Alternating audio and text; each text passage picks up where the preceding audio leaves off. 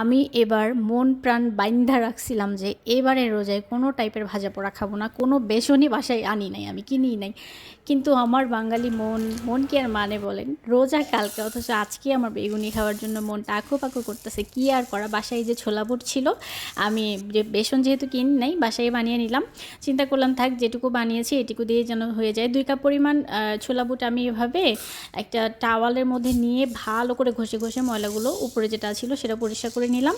নেওয়ার পর কড়াইতে দিয়ে জাস্ট 1 থেকে 2 মিনিট আমি একটুখানি অল্প আছে এটাকে গরম করে নিলাম, মানে উপরে যদি কোনো ময়েশ্চার থাকে সেটাও যেন চলে যায়, তাহলে বেসনটা তাড়াতাড়ি নষ্ট হবে না।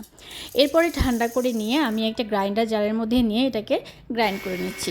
একটু সময় নিয়ে ভালো করে গ্রাইন্ড করে নিতে হবে, যেহেতু ছোলা বুটগুলা একটু বড় টাইপের, এটা হতে একটু টাইম লাগে। তো যাই হোক, আমার 2 মিনিটের মধ্যে এটা কমপ্লিট হয়ে গেছে। এবারে আমি যেটা করতেছি, আমি ব্লেন্ডার জার থেকে এগুলো বের করে নিয়ে একটা বাটির উপরে ছাঁকনি দিয়ে দিলাম। ছাঁকনি দেওয়ার পর সেখানে বেসনগুলো ঢেলে দিলাম। আর এখন আমি অ্যাড করতেছি, এখানে 2 কাপ বুটের ডাল ছিল, সেখানে আমি 1/4 কাপ পরিমাণ চালের গুঁড়া অ্যাড করে দিলাম। দেওয়ার পর এটাকে চেলে নিয়ে নিলাম। এখন আমি এটাকে প্রিমিক্স বানাবো, মানে একেবারেই রেডি করে রাখবো সব কিছু, যেন শুধু আমি 2 মিনিটের মধ্যে ব্যাটারটা গুলিয়ে নিতে পারি।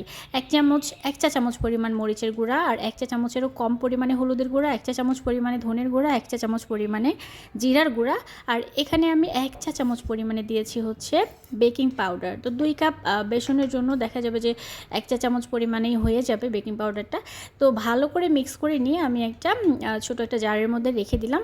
এটা বাইরেও বেশ কিছুদিন ভালো থাকবে, তবে বেসন না, আমার মনে হয় যে নর্মাল ফ্রিজে রাখা ভালো, এতে করে না নষ্ট হয় না, কিংবা ওই যে উপরে কেমন যেন একটা ফাঙ্গাস টাইপের পড়ে যায়, সেটা হয় না। তো বাকি যেটা ছিল বাটির মধ্যে, এখানে প্রায় 1 কাপের মতো হবে, সেটার মধ্যে আমি প্রায় 1 টেবিল চামচের মতো তেল দিলাম, একটু লবণ দিয়েছিলাম 1 চামচের কাছাকাছি, ওই ক্লিপটা কেটে গেছে।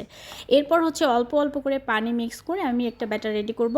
আর এই প্রিমিক্সটা রেডি করে রাখলে যেটা হয় যে একদমই ইনস্ট্যান্ট হুটহাট করে একটা ব্যাটার রেডি করা যায়, 2 মিনিটও লাগে না।